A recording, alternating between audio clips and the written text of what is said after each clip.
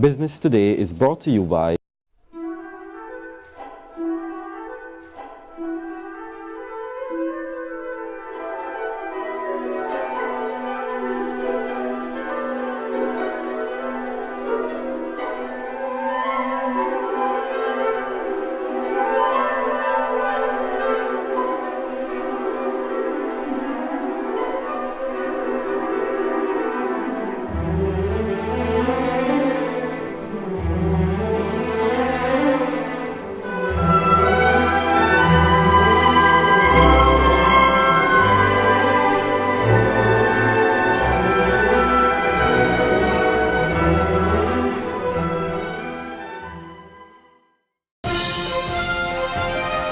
This is the Business Today for November 5, 2015. I'm Marlon Madden.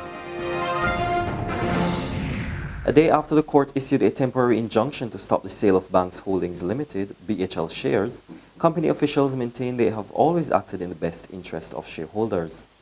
Officials of the Latin American-based beverage company Ambev and the Trinidad conglomerate Ansa are currently involved in a bidding war to acquire major shares in BHL. However, on Tuesday, Ansa was successful in getting an interim injunction until November 11, effectively halting the hostile bidding process. At a media conference yesterday, BHL officials indicated that once the bidding was reopened the next week, directors of the company would go back to reviewing all bids on the table. BHL's attorney-at-law Barry Gale said the injunction by Ansa came as a surprise. It was therefore of considerable surprise to the board and to me as a legal practitioner to see that last night we were informed that an order had been obtained for an injunction, at which we were not at all informed that this hearing was taking place, when they had the ability, certainly the ability to inform us so that we could be present and certainly the other interested parties could be present to make arguments before the court. So they in fact obtained an ex parte order, as we call it, behind our backs, and the return date for that now is the 11th of November, and at that time the court will determine whether or not that injunction should continue or not continue. Gale also defended BHL's handling of the development as well as the 2010 loan agreement made with SLU Beverages Limited. Ansa knew of this clause and the potential financial impact even before they made their initial bid of $4.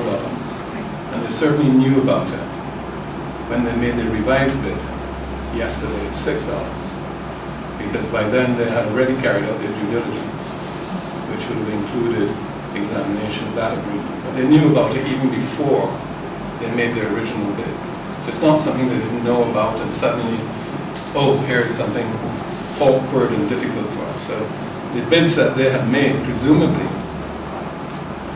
contemplate and take into account that clause which requires a premium if they're successful in the takeover of BHL. For its part, Ansa is confident it has a strong case.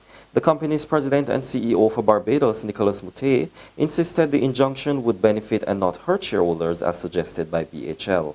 I would just like to point out that initially shareholders had an opportunity to sell at $4. They had another opportunity to sell at $5.20, another opportunity to sell at $5.60, and recently an opportunity to sell at $6. Anybody that has not sold at this point is waiting, as Pat had mentioned, to see how they can maximize their shareholder value.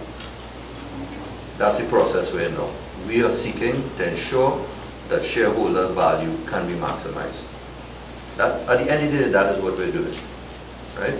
So if you as a shareholder have held out long enough not to sell for $6,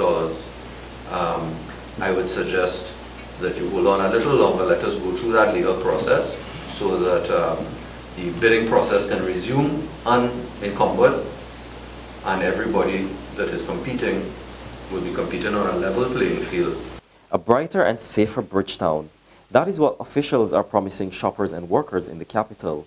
This week, officials of the Barbados Chamber of Commerce and Industry and their private and public sector partners officially launched a lighting project under the Revitalization of Bridgetown initiative.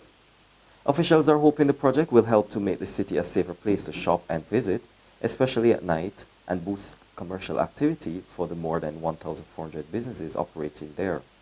Chairman of the BCCI Green Committee, Jim Reid, is pleased with the initiative. We've completed 36 streets so far. We've got a lot more to do.